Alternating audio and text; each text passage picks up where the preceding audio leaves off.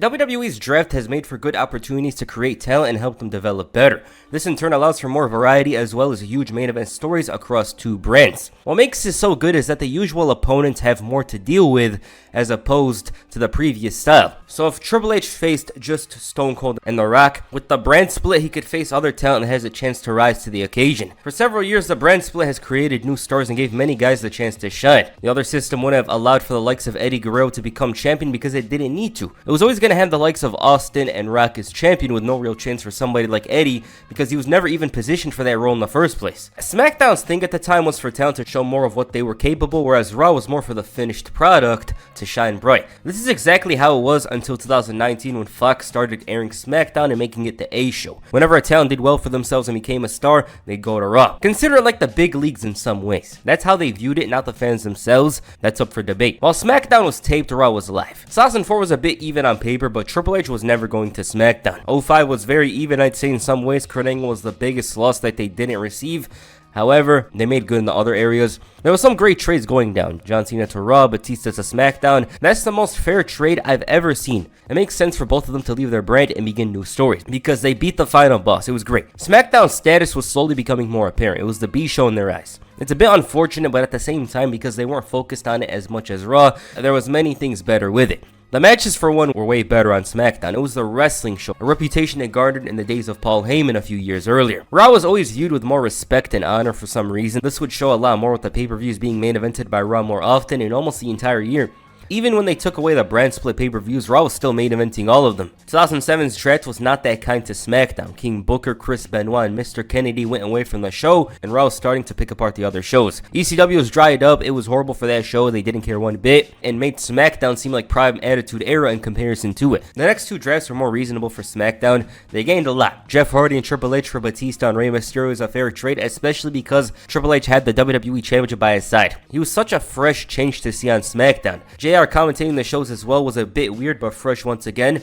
I think SmackDown's status at the time was more stronger and refined compared to previous years because the core of Jeff Hardy, Triple H, The Undertaker, Edge, and The Big Show is very strong and often led to some good stories and even better matches. SmackDown was tougher than previously. I really liked the balance of talent here. It was more balanced than previously. I'd say there was a bit of a loss in the mid-card, but is that really a problem when you have the likes of MVP, Shelton Benjamin, the Colones, and Brian Kendrick? It is a bit of a downgrade, I will say though. 2009 was actually an improvement because while they lost The Big Show and Triple H, they got Chris Jericho, Rey Mysterio, Kane, and CM Punk. This was the first time that SmackDown actually benefited more than Raw. It had never happened before where they prioritized SmackDown over Raw on Friday nights, got to reap the benefits. And this was amazing because SmackDown had a greater core than previously. The mid-card was strengthened and had talent that could climb up and down the card with ease. Then newcomers like Dolph Ziggler, great young talent like John Morrison. The writers knew what they had and it made stories easier to book because it always led to good matches. SmackDown in 2009 was must-see TV and there's no exaggeration there. It was classic stuff. Even with Edge away due to injury, that summer was incredible and showed that SmackDown was miles better than Raw, which was very dry and repetitive.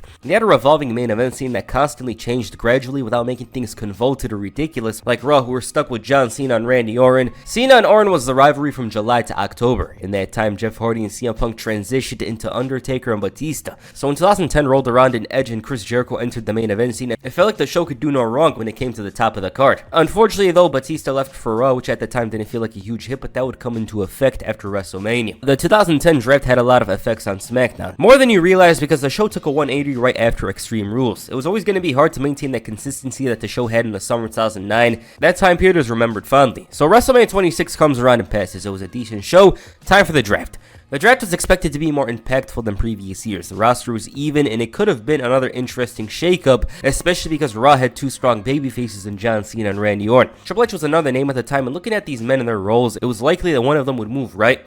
It just makes sense. Well, they didn't. Triple H was off TV for a couple of months, and at the time he was expected to return sometime around the summer. SmackDown though was once again rinsed, and it was very unfortunate how they did it because they really went for the jugular with this one. They took Edge, who had just returned. It kind of makes sense for Edge to return to Raw after 3 years, you know. Even though his name is synonymous with SmackDown, he had a lot more to do on Raw. Plus, his face run wasn't the best. Even though this was a logical change, Edge's run would turn out to be a huge mistake that we'll get into later. With that said, who else did Raw take from SmackDown? They went hard and on paper, it might not seem huge, but they took R-Truth and John Morrison. These two made up a bunch of TV time throughout the year in the mid-card. Again, it really makes sense for them to change brands to give Raw a fresh change. The biggest hit, though, in my opinion, was Chris Jericho. Chris Jericho managed to reach his apex in 2009. He was one of the best performers, and it wouldn't be crazy to say all around that year he was the very best. It's not crazy at all. And this was mostly because of who he was on SmackDown. They weren't going to give him that freedom on Raw, not to mention that there was a certain pecking order there that was almost impossible to break through. Even Edge struggled to break through when he went to Raw at the time. Jericho was the heart of this era of SmackDown. He was the workhorse and the most reliable wrestler around. He peaked on SmackDown, but we didn't know it at the time. That run was incredible. Now we mentioned all that. Who did SmackDown get in return? On paper, most of it sounds good, but even then, you understand that it wasn't that fair of a trade. They got the Big Show, Christian, Kofi Kingston, and Kelly Kelly.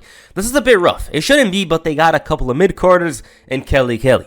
That's basically what it was. And when I mentioned mid-carders, obviously Kofi and Christian probably should have gotten pushed at the time, but that's how they viewed him. Big Show, though, was more of an upper mid-carder, semi-main eventer, but if this draft was actually fair, they would have got Randy Orton. You know, if you're going to go with Edge and Chris Jericho to Raw, they should have got someone huge in return. So at the time, people knew SmackDown was a bit wrong. It's clear as day and would become more obvious over the next year. The main event scene on Raw was stacked, where SmackDown had to deal with Jack Swagger as the world champion. Another problem was the fact that because the rosters were so imbalanced, it meant that the mid-card scene would struggle too. They did get the likes of Cody Rhodes and MVP in the post-drafting, but they wouldn't be used for a while. And even the tag team champions stopped coming around as often as they once did in the past. The only good story at the time was CM Punk and Rey Mysterio's. Jack Swagger wasn't the best champion. Big Show would have made for a better world champion, which isn't really saying much, but he really would have in comparison to Jack Swagger. But it wasn't much of a problem because Undertaker was coming back. Well, actually, he can't fully return because he broke his nose. Rey Mysterio broke his orbital bone during a match, unfortunately. This was the worst thing that could happen to SmackDown after the draft. They were in much need of star power. Rey, Big Show, CM Punk, these guys weren't enough to carry the top of the show. They needed a leader, a number one guy type. Undertaker's injury basically changed everything because he was supposed to win the title at Fatal 4-Way. They understood Swagger's run was disappointing and were ready to move on. And it's not known what would have been of the Undertaker's title reign, but one thing for sure is that it would have been better than what we got. Most definitely, Kane was pushed to the very top. Kane did deserve it though because of his contributions throughout the years and the fact that he never had a title reign for more than a day, but the stories weren't good. But okay, what about the mid-card? This was all over the place. Vance Archer had a random push that went nowhere. Christian and Matt Hardy were just around, and in Christian's case, it was a big miss. Best of all was my favorite feud of all time, Dolph Ziggler and Kofi Kingston. This thing, oh my god. They took R-Truth and John Morrison away just to have a million matches between those two for the IC title, and I barely remember Kofi winning a single match. They were having these matches every week like you were limited on GM mode or something. It was ridiculous. Drew McIntyre's Teddy Long story that summer was bad. I obviously have fond memories of the shows at the time, but SmackDown's very dry. It just was. You know, there's no dancing around it. SmackDown was dry. It had some sort of problem. One of the highlights of the year, it wasn't even like amazing or anything like that. One of the highlights of the summer on SmackDown for me was Lay Cool.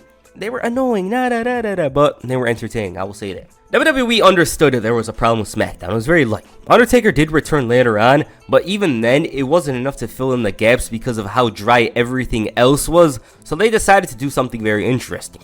They traded CM Punk for Edge. This gave Raw a semi-main eventer, upper mid-card type guy to push to the very top, whereas SmackDown got a pure main eventer, one of the most decorated champions of that era, and this was a huge change that was much needed. The reason why this was much needed is because SmackDown was dry. Simple as that. Edge's return was basically them saying we made a mistake. You know, we should have gave SmackDown somebody much bigger in the draft. It was basically them admitting their mistakes.